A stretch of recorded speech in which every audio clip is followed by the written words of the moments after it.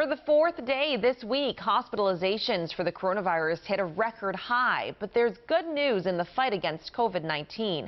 The first doses of Pfizer's vaccine have arrived here in Maryland. Healthcare workers on the front lines have already gotten their first shot. Annie Rose Ramos is live outside the University of Maryland Medical Center. Good morning, Annie Rose. Hi, Lynn. Good morning. 5 employees here at the University of Maryland Medical Center were vaccinated yesterday. Among them, Sean Hendricks, who oversees a COVID-19 unit, several here at the hospital. She became one of the first to get vaccinated here in Maryland. Ready? The University of Maryland Medical System received its first shipment of COVID-19 vaccine, delivered to the medical center in downtown Baltimore, a sign of hope and a monumental day for the state. Well, we're all very excited to be a part of this. This is a historic moment for our medical system and our country as we continue our fight against this pandemic. I was actually thrilled to get the vaccine. The first person to get vaccinated was Sean Hendricks, a nursing director who oversees several units that care for COVID patients. 3 of her relatives, including her mother, have survived the virus. The nurses were the last hand that, was held by some of these patients, and they stepped by their sides when their family members couldn't. And again, I'm just thankful that that could have been me, but my mother, made it through. How do you feel right now? Right now, I feel good.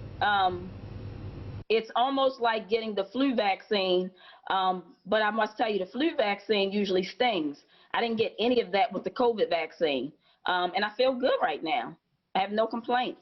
Despite the challenges, the first successful vaccinations are signs the end is in sight. Because I know that this is going to be needed so we can end this pandemic, because if we don't, this pandemic is going to be around us longer, and I just think that it's going to get worse.